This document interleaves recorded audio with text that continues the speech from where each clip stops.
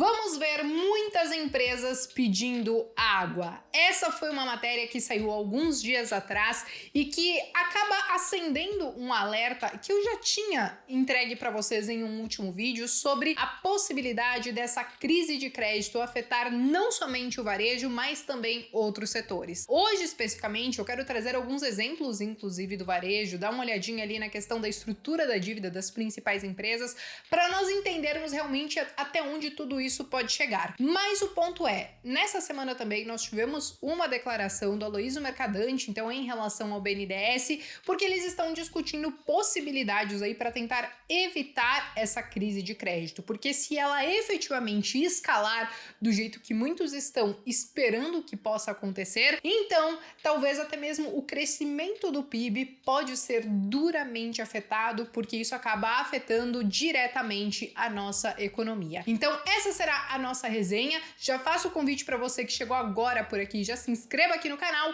e, claro, me acompanhe até o final do vídeo, deixem um like de vocês e podem deixar a opinião de vocês nos comentários também, porque eu tô sempre atenta. Bom, pessoal, antes de nós entrarmos no efetivo problema que parece que já tá aparecendo à porta aí das varejistas, eu primeiro preciso trazer para vocês qual foi a origem desse problema, porque ao contrário do que muitos estão pensando, que foi justamente com a questão da Americanas e essa fraude, né, esse rombo de 40 bi e toda essa questão da recuperação judicial, na verdade, ao meu ver, essa crise de crédito, que muito provavelmente a gente pode acabar vendo até o final do ano, tem muito a ver, inclusive, com o que aconteceu lá em 2020 e também por conta da pandemia. E aí, essa história, ela foi visível aos nossos olhos, mas talvez nós ficamos tão focados em tentar entender qual seria o impacto de tamanha injeção de liquidez nos mercados, a famosa impressão de dinheiro e tal, e a gente ficou muito de olho em como isso poderia impactar a inflação e esquecemos talvez de olhar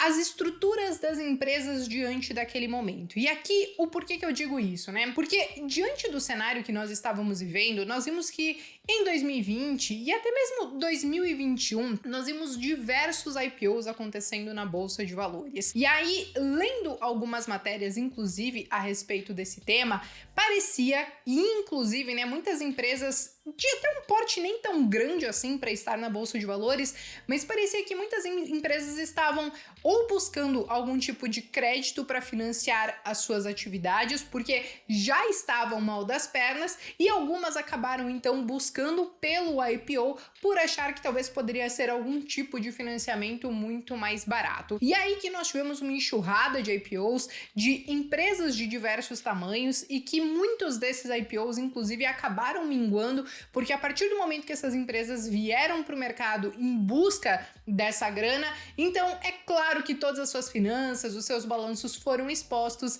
e aí parece que a cena não era tão bonita assim. Além disso, né, gente, existe um outro ponto que lá em 2020, quando surgiu toda aquela questão da pandemia, e aí nós tivemos aqueles juros que caíram para aproximadamente 2%, naturalmente muitas empresas foram se refinanciar ou buscar crédito, porque nesse momento nós tínhamos uma taxa de juros realmente muito baixa, e eu lembro que na época eu fiz um vídeo que, se eu não me engano, se chama A Chuveirada de Dinheiro, do Paulo Guedes, e que eu trouxe inclusive, mas principalmente os aspectos de inflação, porque através dessa taxa de juros é óbvio que muitas pessoas iriam atrás de crédito, empresas também, e aí é claro que isso poderia ter algum impacto lá na frente. Claro que nós tivemos o combo de uma quebra na cadeia produtiva, né, que também atrapalhou em tudo isso, mas o ponto é que muitas empresas foram buscar esse crédito mais barato, e em algum momento esse crédito ele acabaria vencendo. Só que não somente isso, por nós termos na época uma taxa de juros tão baixa, muitas empresas acabaram indexando seus financiamentos, os seus empréstimos com base no CDI. Então nós temos algumas empresas, e depois eu vou mostrar no detalhe para vocês com alguns balanços, que elas se financiaram a 115%, 120% do CDI. Algumas se financiavam com o CDI mais 1,5%, 2%, isso falando para grandes empresas, enquanto outras empresas, as de médio e pequeno porte, acabaram se endividando com CDI mais 5%, 6%. 13%. E aí, quando a gente vê aquele CDI saindo dos 2% para esses 13,75% que a gente está vendo agora, então com certeza tem empresas que têm financiamentos e empréstimos que estão pagando quase 20% por conta dessa dívida. Então isso sim acaba sendo uma dívida muito cara e naturalmente isso acaba pesando, inclusive na capacidade dessas empresas continuarem as suas atividades. Então, basicamente, esse problema é claro que a cereja do bolo, que eu acho que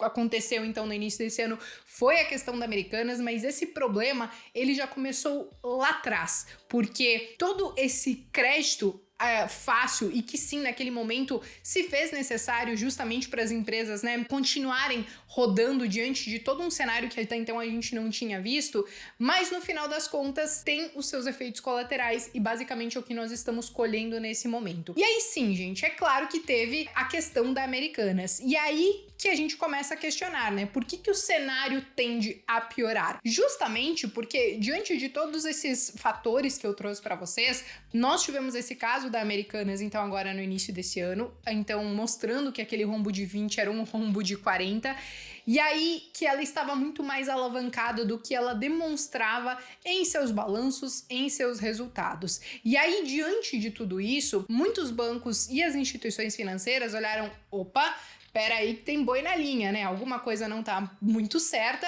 e criou-se então uma certa aversão e, claro, eles aumentaram a questão de percepção de risco em relação a Americanas, mas não somente com ela, mas também com as demais varejistas e também empresas de outros setores. Eu conversei com pessoas, né, que são proprietários de empresas de outros setores, construção civil e tal, e eles já falaram que, olha, agora para pegar crédito nos bancos, eles estão pedindo muito mais coisas do que eles pediam antes. As taxas, óbvio, estão muito mais altas porque os bancos estão mensurando que o risco talvez esteja mais elevado nesse momento, onde, né, a economia parece querer sofrer talvez com uma certa desaceleração ou talvez não crescer tudo aquilo que eles estavam esperando. Então, naturalmente, esse caso da Americanas acaba ajudando a piorar ainda mais esse cenário, porque agora os bancos, na hora de prover crédito para as empresas, acabam pensando duas vezes em como eles irão fazer isso para tentar se resguardar. E aí, qual que é o ponto sobre tudo isso que acaba escalando? Porque quando eu falo,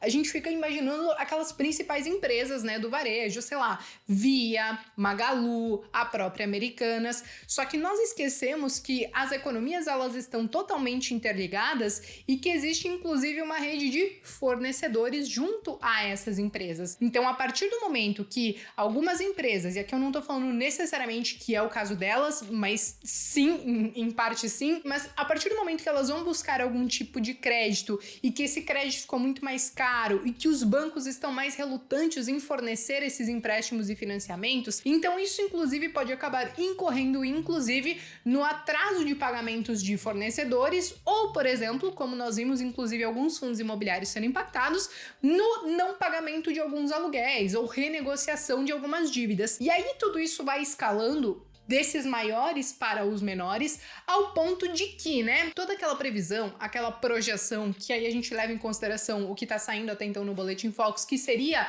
um crescimento de 0,8% para 2023, talvez muitos já estão estimando que se essa crise de crédito ela realmente escalar, então esse crescimento ele pode chegar aí muito próximo de 0%. Então pode ser que talvez a gente não veja um crescimento da mesma maneira que muitos estavam querendo para esse ano de 2023. Porque, como eu trouxe para vocês, toda essa questão dos fornecedores acaba também afetando, né? E aí, só para vocês terem uma ideia, eu resolvi entrar no site de RI da Magalu, da Via e da Americanas para tentar entender como que tá essa estruturação da dívida deles, né? E aí, aqui eu já quero começar mostrando para vocês a situação da Magalu. Aqui eles sempre colocam os prazos das dívidas deles, né? Então, o que que a gente tem aqui? Isso aqui é tudo do ano passado, porque os resultados que nós temos até então é do terceiro trimestre de 2022, tá? Mas aqui o que que eles colocam?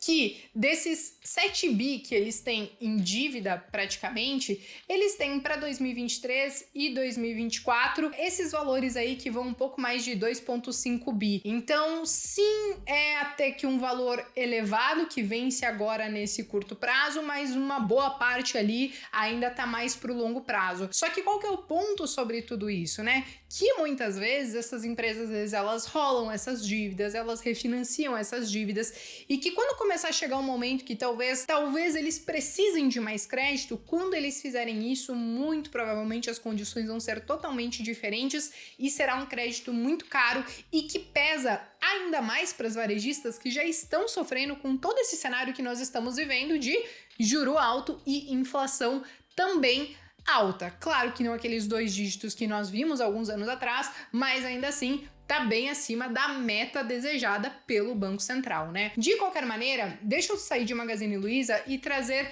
a Via para vocês, porque a Via, gente, é uma situação muito mais delicada em relação a tudo isso, tá? O que nós temos aqui é que de todas as dívidas, né, o financiamento deles que eles têm, boa parte é para o curto prazo, né? Então, para 2023 e 2024. Então, tem muitas empresas do varejo, inclusive, que boa parte das suas dívidas começam a vencer, principalmente agora no segundo semestre de 2023, e muitas vão ter que rolar dívidas, muitas vão ter que captar talvez mais crédito, porque a situação realmente não tá boa, e aí volta naquilo que eu falei anteriormente, né? Esse crédito vai estar muito mais caro porque as instituições financeiras estão muito mais relutantes em fornecer tudo isso, né? Aqui, além da Via, eu também trouxe para vocês a própria questão da Magazine Luiza. A Magazine Luiza, gente, ela até não tem tantos vencimentos assim para o curto prazo, como vocês podem ver, né, para 2023 e 2024, mas o que aconteceu com ela, que é um caso à parte, é que diante de tudo que foi exposto e agora, né, que ela acabou entrando nessa recuperação judicial, muitos bancos começaram a correr para receber antecipadamente aquilo que ela devia. E é óbvio que ela não tem essa capacidade de liquidar todas essas contas com as instituições financeiras nesse momento. Então, por mais que ela tivesse algumas dívidas um pouco mais alongadas, a galera correu para tentar receber. É claro que, diante da capacidade dela, ela viu que não ia conseguir saldar tudo isso e acabou entrando, então, em recuperação judicial. O ponto é, né, diante de tudo isso, diante de todos esses fatores, é por isso que talvez a situação ela começa a ficar ainda pior. E aí que vem a seguinte pergunta, né? O que pode ser feito, Bea? É muito difícil essa situação que nós estamos vivendo. Isso aconteceu, se eu não me engano, lá em 2008, inclusive um pouco antes de 2008, lá na crise do subprime, quando a gente olhou principalmente as empresas lá fora e tal, e aí criaram-se muitas empresas que nós chamamos de empresas zumbis, que são aquelas empresas que elas não conseguem ser sustentáveis no longo prazo e vira e mexe elas dependem de programas e créditos do governo e vão rolando essas dívidas e elas só conseguem existir por conta de alguns programas dessa maneira. E aí cabe ressaltar que nós tivemos alguns programas, inclusive, que forneceram crédito para as empresas lá em 2020, que foi inclusive através do FGI-PAC, que na verdade ele é um fundo garantidor, né, do Programa Emergencial de Auxílio ao Crédito. Então, isso foi utilizado lá em 2020, onde o Tesouro Nacional, né, ele acabou injetando mais de 20 bi para que esse dinheiro pudesse escoar para as instituições financeiras e elas pudessem fornecer, então, empréstimos a juros ali um pouco mais amigáveis para as empresas.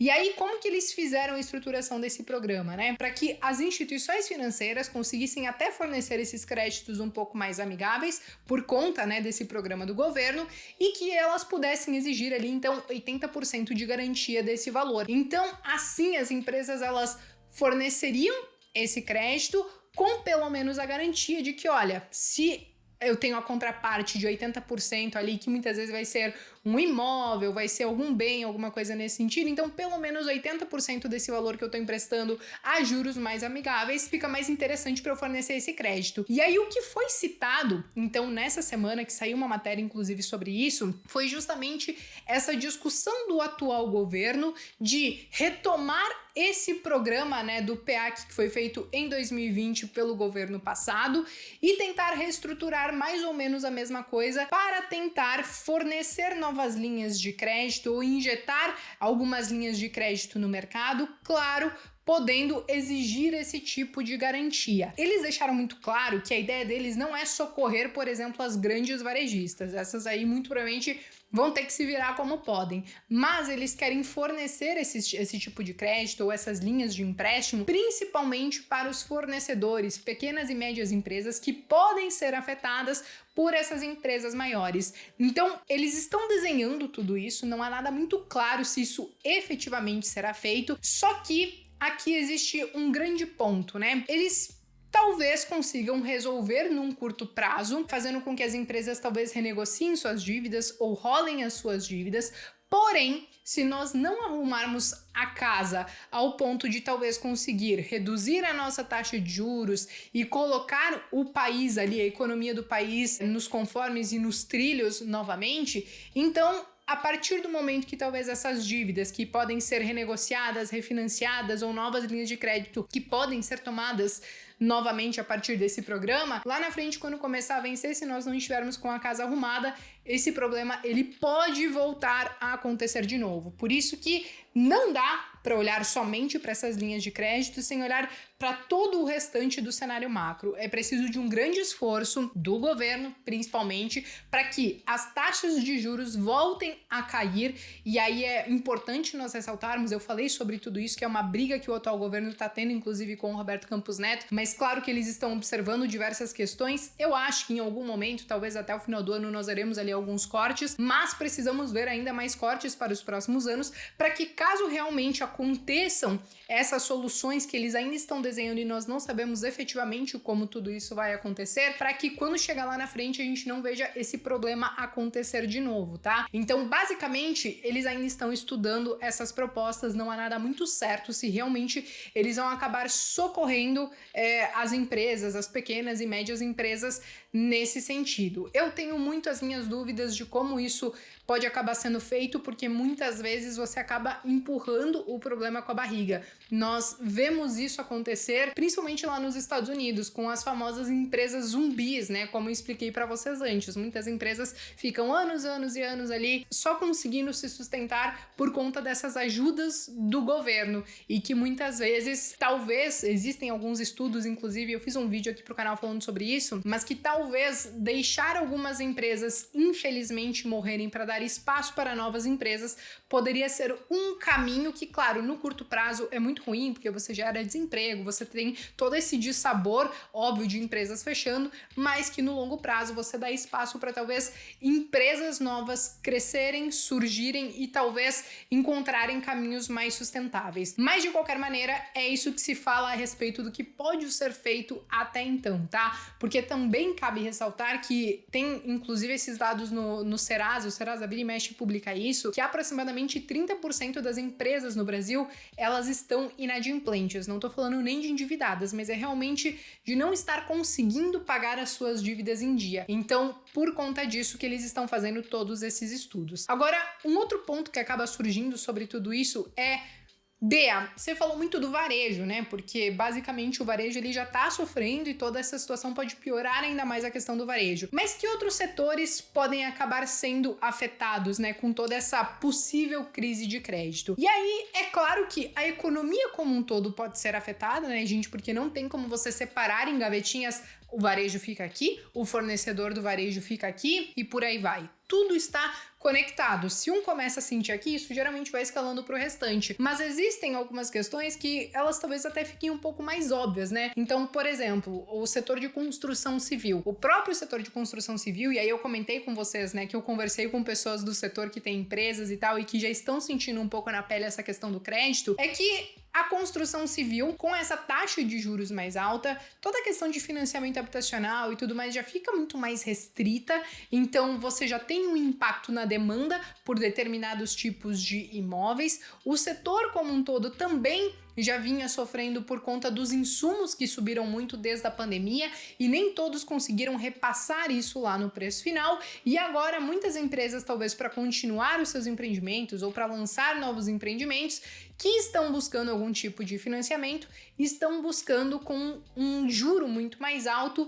e que não necessariamente vão conseguir repassar isso lá no custo final. Então existem setor de varejo, tudo que está meio que ligado ali ao consumo acaba sofrendo, essa questão da construção civil, os próprios bancos, não é que eles sofrem, né, gente? Porque no final das contas o banco ele sempre vai ganhar dinheiro, seja no momento de crise ou seja no período de bonança. Claro que em determinados períodos mais ou menos, porque como eu trouxe para vocês em um vídeo recente, os bancos fizeram ali as suas provisões, né, sobre toda essa questão da Americanas. Mas o ponto é que nesses momentos onde a gente tem tudo isso acontecendo, os próprios bancos talvez tenham um crescimento menor nas suas carteiras de crédito e que consequentemente acaba impactando nas receitas do banco, porque nesse momento eles podem estar querendo colocar o pé no freio para não se expor tanto ao risco que o país está enfrentando diante de toda essa situação. Então, como eu trouxe para vocês, basicamente se uma crise de crédito ela acaba escalando, e eu espero que isso não aconteça, mas já existem alguns sinais, né, de que isso pode acontecer, então sim, a economia como um todo sofre, e aí aquelas projeções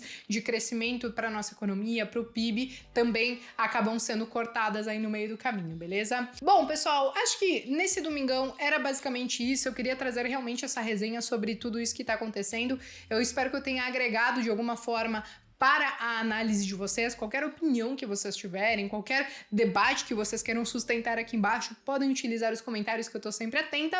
Eu me despeço por aqui, mas vejo vocês então no próximo vídeo.